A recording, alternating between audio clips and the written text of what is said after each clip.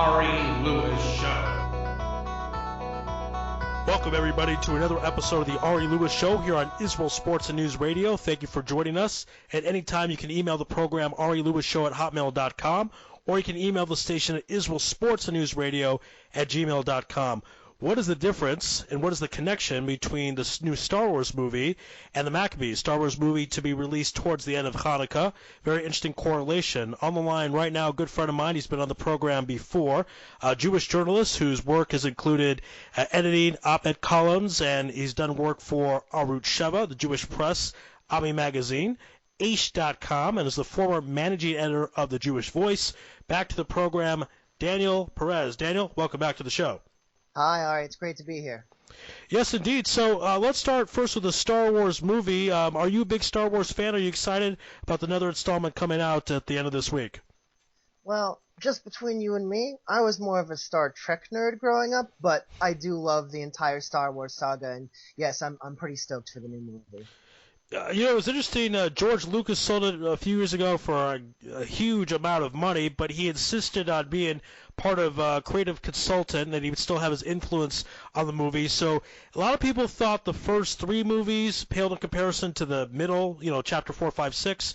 What do you expect out of 7, 8, 9? What do you think will happen? How do you think it will be related or compared to the other movies? Honestly, I don't know. I keep getting this mental image of, Darth Vader taking off his helmet to reveal, Mickey Mouse underneath. And I know that's, on an intellectual level, I know that's ridiculous. But, with Disney at the helm, I don't know. All I do know is that if J.J. Abrams messes this up, everybody's going to start calling him Jar Jar Abrams.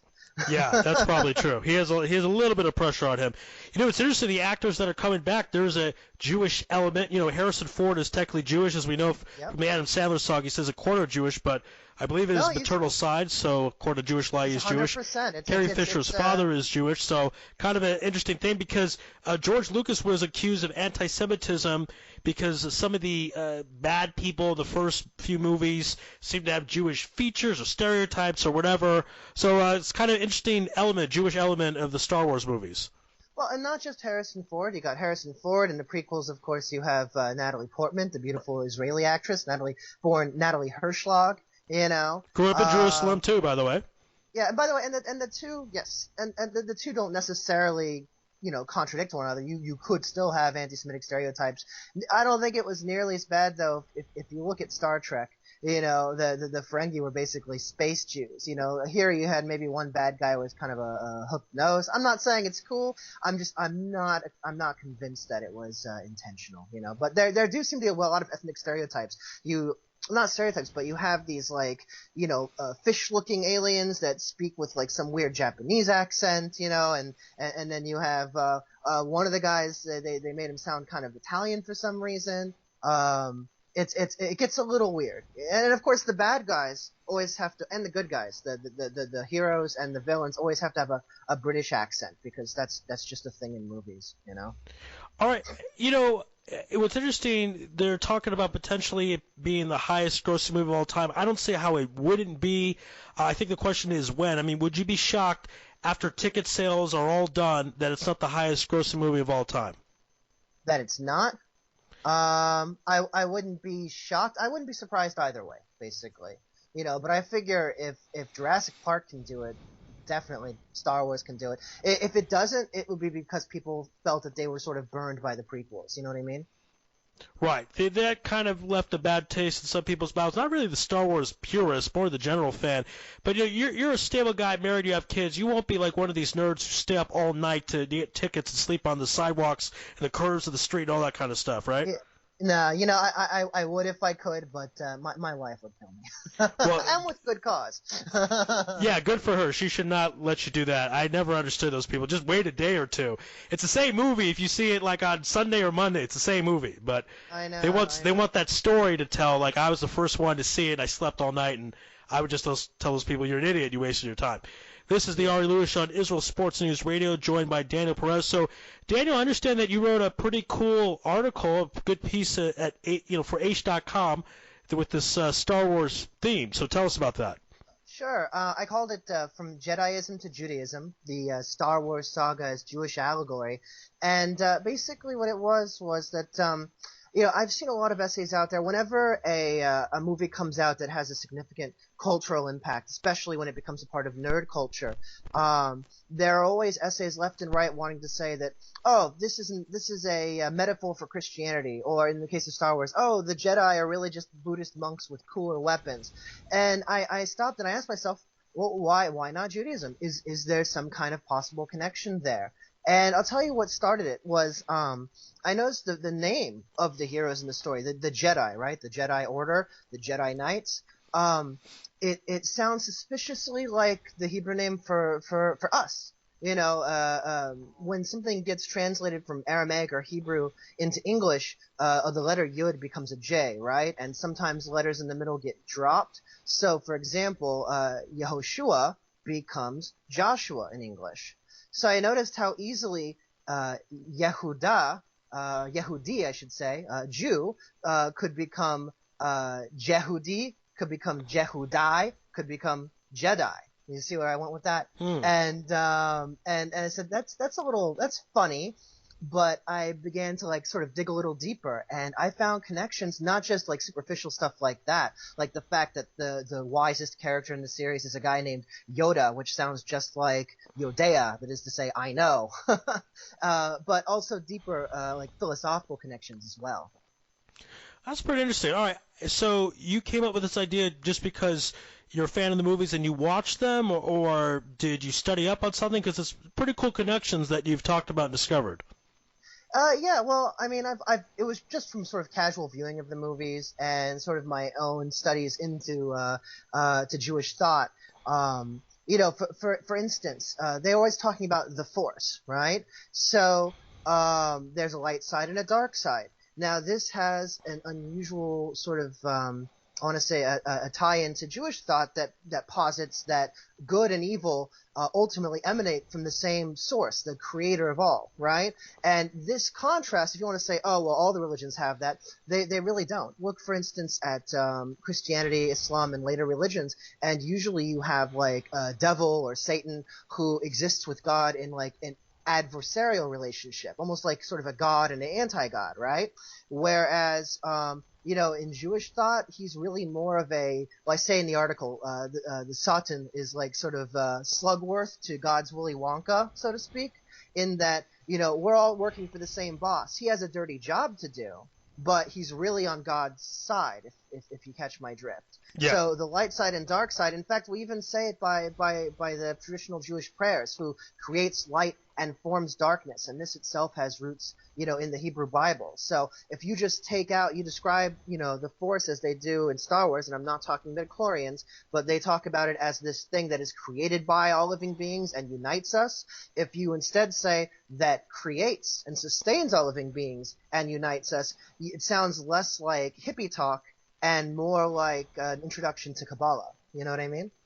Yeah, absolutely. There's some other things. I mean, there's a lot of Jewish stuff in there, believe it or not. Like at the end of the 6th installment, Darth Vader goes back to Anakin, and he basically does teshuvah. He did all these bad things, but he realized he was wrong, and he showed mercy because his son was dying. He saved his son, and he goes right back to Anakin because pure teshuvah could do that. It could take a really bad person, guy who's done bad things, and make them good again, right? So talk about that aspect. I'll do you one better. That's a very good point. And in fact, the word teshuvah, which usually gets translated as repentance, is actually simply means to return, right? And they even called the movie Return of the Jedi. And it only dawned on me when I was writing this article. I'm like, Return of the Jedi. The Jedi makes teshuvah, and he did some horrible stuff. I mean, he blew up a planet, and it's kind of weird that they sort of gloss over that. On the other hand, he did save the galaxy in the end, and he fulfilled the prophecy of being the chosen one, which the Bachur. Well, that's another aspect, right? There's prophecy in this movie. I don't know if that's even talked about as much as it should, but there's actual prophecy about the chosen one, so that's about as Jewish as it gets, right? Oh yeah, I mean it sounds downright messianic. And actually the Jedi, I don't really delve a lot into the expanded universe because I'm not that big of an expert on Star Wars. But I do know that the Jedi Order has its own teachers and historians and like, you know, guardians of the teachings and things like that. And of course, the whole concept of becoming a Padawan, a Jedi apprentice, and studying with someone who knows more about it than you is nearly identical to the Jewish custom where yeshiva bachurim, which literally means chosen ones, yeshiva students, they go and they learn with a partner. And of course, we call that a chavruta, literally a friendship. So I thought that was a fun parallel. You know, it's a shame, you know, that in yeshiva they don't get to like make lightsabers, because then probably people would study a lot harder. Well, they haven't made lightsabers yet, but after this program they probably will. Maybe. We'll see. We'll see. But, yeah, with the security situation, I mean, having a lightsaber probably wouldn't hurt, right? Yeah, not bad. So let's talk another aspect. You know, this is fun talking with you because I'm not exactly a Star Wars expert, but I like the Jewish themed stuff. You know, Anakin becomes evil out of kind of a good intention. He was concerned about his wife. He got this, you know, dream, and, you know, dreams are all over the Bible, that something bad was going to happen to his wife, so that's kind of why he stepped on the dark side. And isn't there a Jewish concept that Avera, it's not exactly evil, it's more like a mistake? You know, people get kind of confused, they twist things, they do the wrong thing, maybe even out of the right intention sometimes. Look at the very first Avera. You're saying good. The eight Sadas, right? Where they went and they ate from the tree. So the commentators explain that they meant well. That some say that they were sinning with the intention of being able to make tshuva and to like elevate themselves. Of course, that's a mistaken way of thought. You can't really do, you know, a bad thing with the intention of making up for it later. But yeah, even back then, like God gave them a direct order, and then, you know, Adam and Chava, they went against it. But according to some, their intentions were purely noble, because they didn't have a Yetzer Hara. They didn't have an evil inclination before then. So how could you say that it was like it came from an evil thought that they should do this? You know, there was an outside influence, but internally at the time they only knew from good. So that's a very good point. You know, in Avera and Jewish thought, you know, it can come from a positive sort of place. It gets a little twisted, and whenever you're doing something that's not in keeping with what the Creator wants, anything that distances you from the Creator, that's what we would call a sin. Again, this is the Ari Lewis Show here on Israel Sports and News Radio, joined by Daniel Perez, talking about the new Star Wars movie coming out and some of its Jewish roots. What's also interesting is, I would say, I don't know if this is the right word per se, but the arrogance level. If you look at the Force, you know, you have the good and bad. The positive side, that the negative aspect of the Force offers, is more glory. You know, you get the costume and people following you and looking up into you. And if you look at a guy like Yoda was more humble, kind of down to earth. They even called him a hermit, a nomad. It was less visible what he could do. His power was less visible. Darth Vader gets the whole costume and the kit and caboodle, which is also interesting because Averas can have that same aspect. It kind of comes a little bit of arrogance to sometimes, some degrees, because again, it's like you were saying, if you're not doing the will of the Creator, you think you know better than the Creator. So talk about that aspect, how arrogance played a role with Anakin going over to the evil side.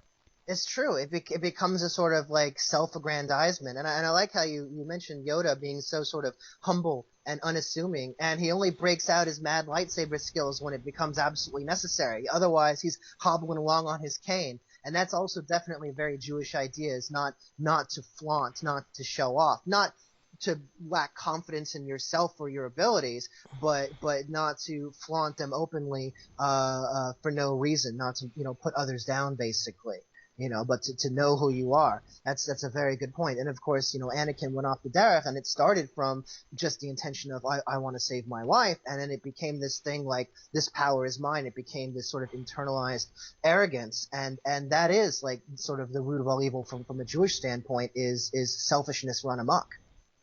Yeah, and if you compare and contrast, you know, Obi-Wan Kenobi and how Ben Kenobi. You're talking about only fought when he had to. There's a scene, I think, in Episode 4 where there's a guy Darth Vader thought was talking too much, and he closes his fist and chokes the guy. I mean, he didn't need to do that, but he wanted to show off what he can do. So, again, it's part of the Dark Force aspect. Again, this is the Ari Lewis Show on Israel Sports and News Radio, talking to Daniel Perez about the new Star Wars movie and how it relates to Judaism and the Maccabees. You know, I want to go back to Anakin. I'm going to throw out something a little interesting. I don't know if a lot of our listeners have heard this concept, but there is a Zohar that after a person dies, that basically the Satan comes to him in like an empty room or empty whatever you want to call it, and says, see, there is nothing here, there's no God.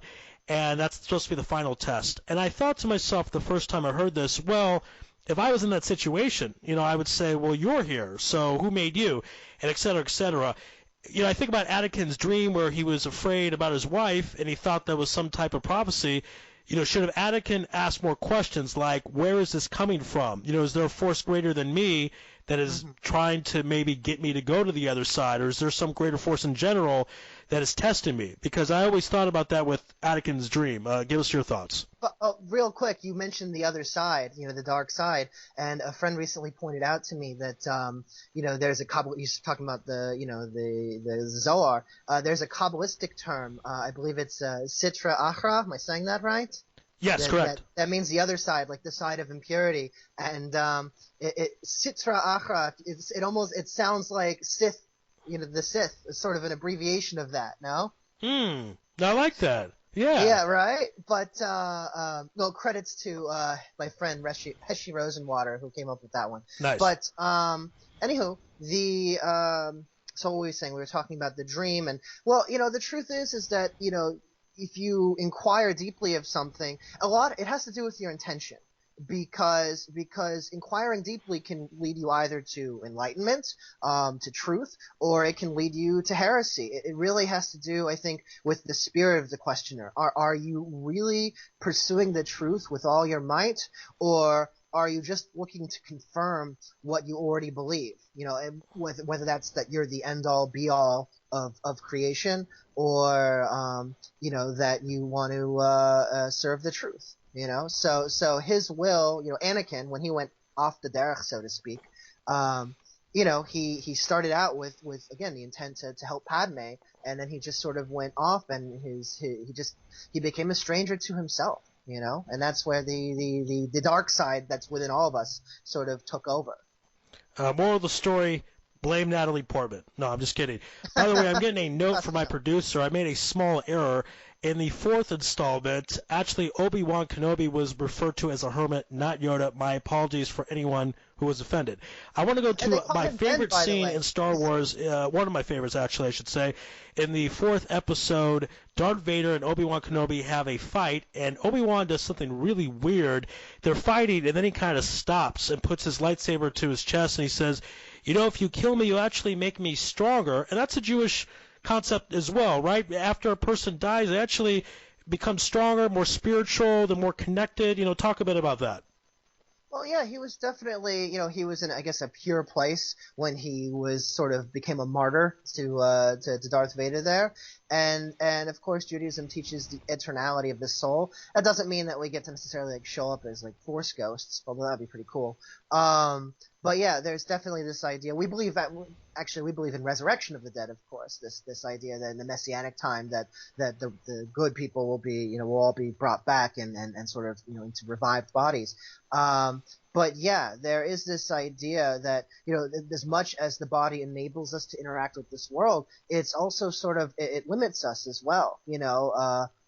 Forgetfulness is a function of not the soul, but the mind. And weakness is a limitation of the body. When the soul is separated from the body, we lose the capacity for concrete action, but we also the doors of spiritual perception are open. So we see everything in perfect color, and of course the soul coming from the ultimate source, the original force of creation, it returns to that and it remains eternal. So yeah. Again, this is the Ari Lewis Show on Israel Sports and News Radio, joined by Daniel Perez talking about the new Star Wars movie coming out, which for whatever reason is coming out at the end of Hanukkah. Kind of interesting coincidence, if you will. We'll talk about that in a few minutes. Also, another fascinating scene at the beginning of Episode 6. Kind of weird what happened with, two of the main characters where you had Luke Skywalker. I'll say in a nutshell, he made out with his sister. He didn't know it was his sister. But then in the 6th episode, Carrie Fisher says, yeah, I kind of knew we were brother and sister all along. She says something to the effect of, I knew deep down that we were brother and sister. And there's also a scene where Darth Vader is chasing after Luke in the 4th episode, and he kind of sensed something with Luke's, where Luke was flying and his energy.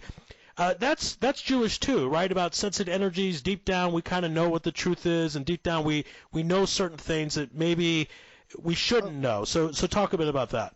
Well, I don't really want to talk about the whole potential incest thing, but in terms of sensing deeper truths, I think you're onto something there. In fact, there's an old, I don't know if it's a Medrash or a Gemara, but there's a Jewish teaching, and you guys can Google this, but this idea that an angel visits each of us while we're still in the womb and teaches us the entire Torah from end to end, and the story goes that before you're born, the angel gives you like a pot. She kind of strikes you right under your nose, and you forget everything, which supposedly is where the philtrum comes from. But of course, all people have that, not just Jews.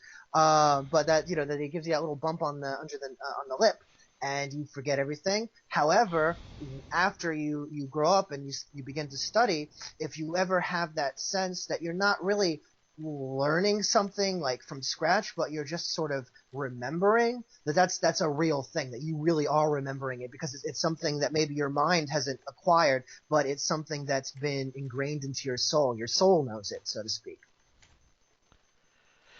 All right, again, Ari Lewis Show, as I mentioned, Israel Sports News Radio.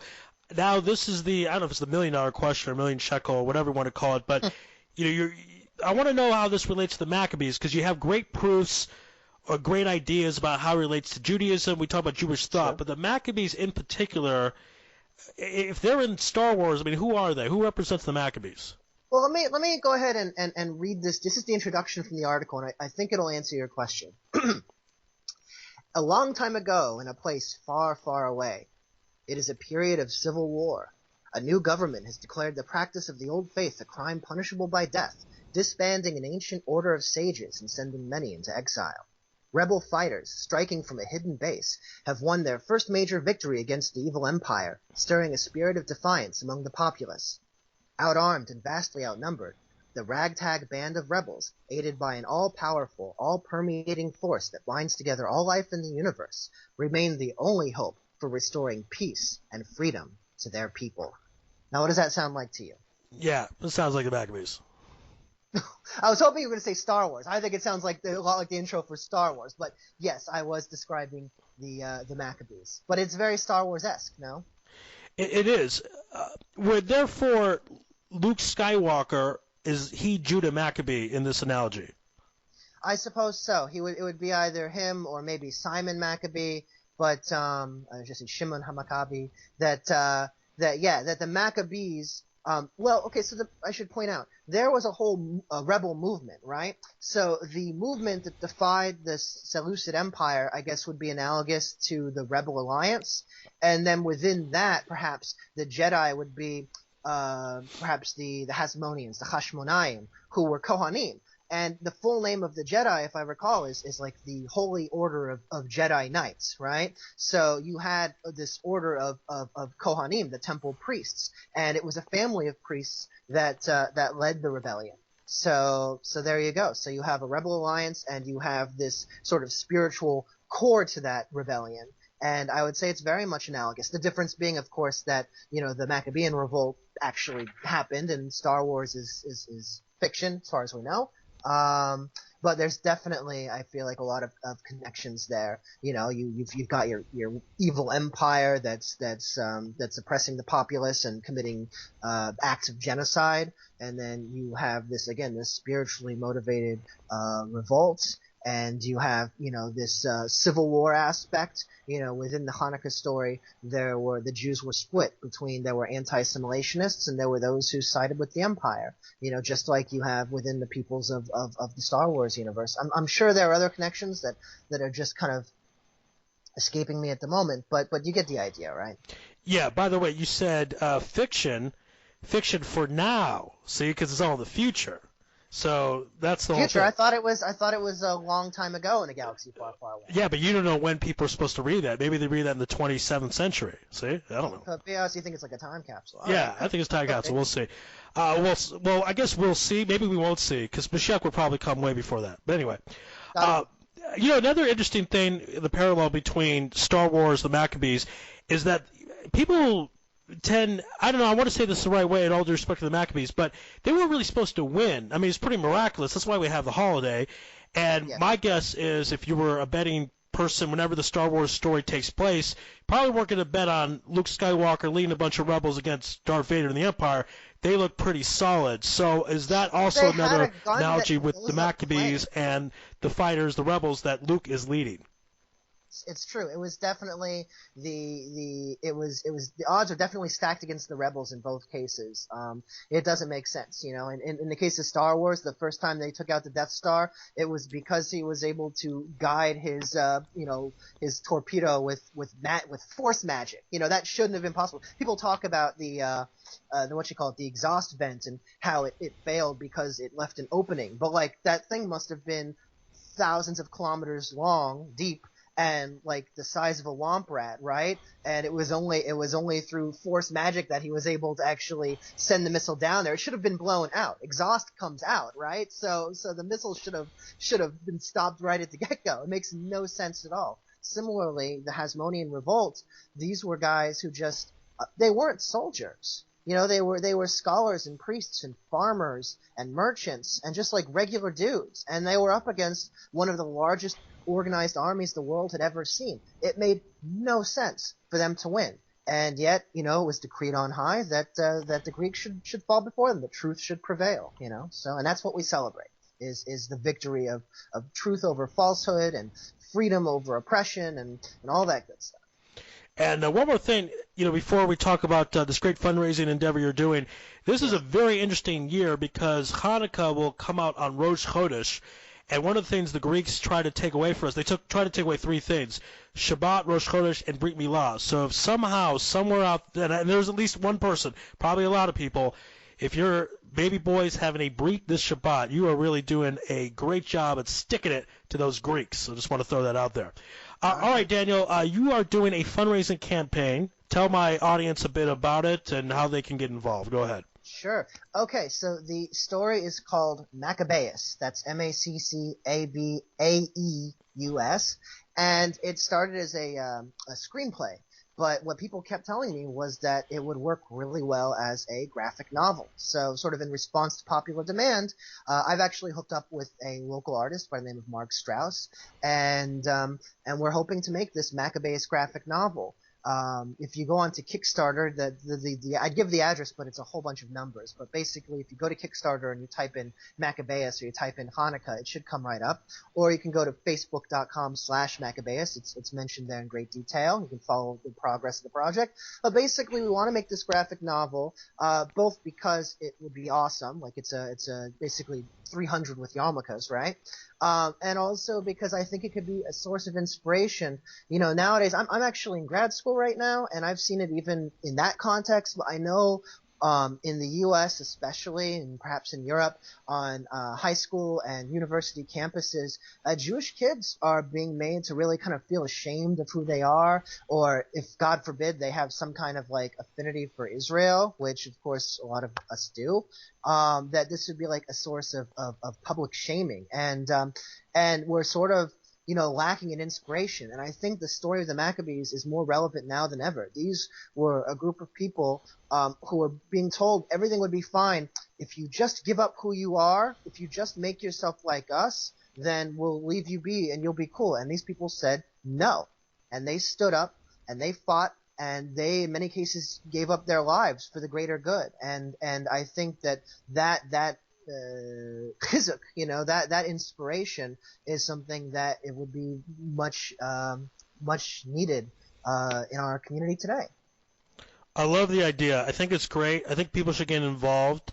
Anything in particular that inspired you to push forward? Because I mean, you've seen this for a while. I mean, we both went to university in the States, and I would say it was not as bad as when we went as it is now. I think it's gotten much worse the last 10 Agreed. years. But sorry to date ourselves. But anything in particular moment you said, I got to do this. I got to do something. Well, I'll tell you the truth. The whole project itself, back when it was a movie script, began when Mel Gibson announced that his next big project, he had just come off of The Passion of the Christ a few years earlier, and he said, I'm going to make a Judah Maccabee biopic, and it's going to be like a Western and this and that.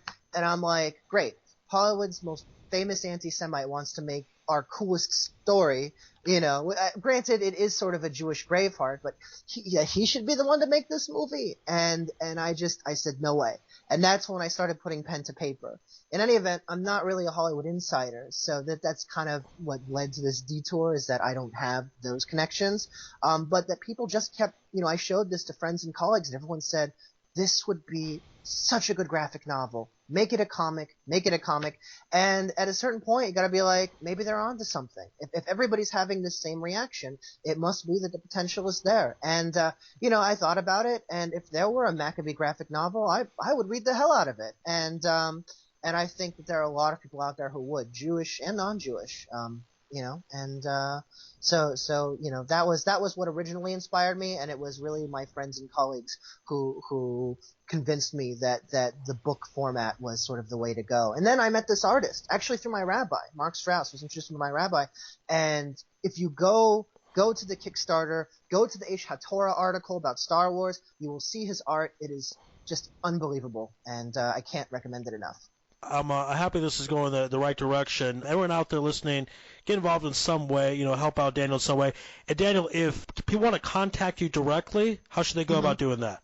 So you can contact me through the Facebook campaign for Maccabees or the Kickstarter, or you can email me directly at daniel@perezconsulting.org. That's Perez, not S, perezconsulting.org. But anything, whether you want to kick in a couple of bucks, or you want to tweet about it, or share the event on Facebook, or like it, or whatever it is, every bit of publicity helps. I really want to get the word out there, because I think this would be an awesome book. And thank you so much for having me on, Ari. Oh, my pleasure. This was a fun conversation, and anytime we get to I don't know what the right word exactly, relive old times, I guess, is from our Tucson days, always good, both in good places, and we continued our careers, long way from Lewis Live back in Tucson, and, here I am in Israel, and here you are writing great things, and you got your article in Aish.com, so good stuff. Daniel, thank you for being on the program, continued success, I appreciate it, and happy Hanukkah to you and your family. Thank you, Ari. Happy Hanukkah to you and yours as well. All right, thank you so much. Thank you, everyone, for listening. Another episode of the Ari Lewis Show here on Israel Sports and News Radio. Email is arilewishow@hotmail.com. Email the station Israel Sports and News Radio @gmail.com. Be safe, stay well, God bless, and shalom from Israel.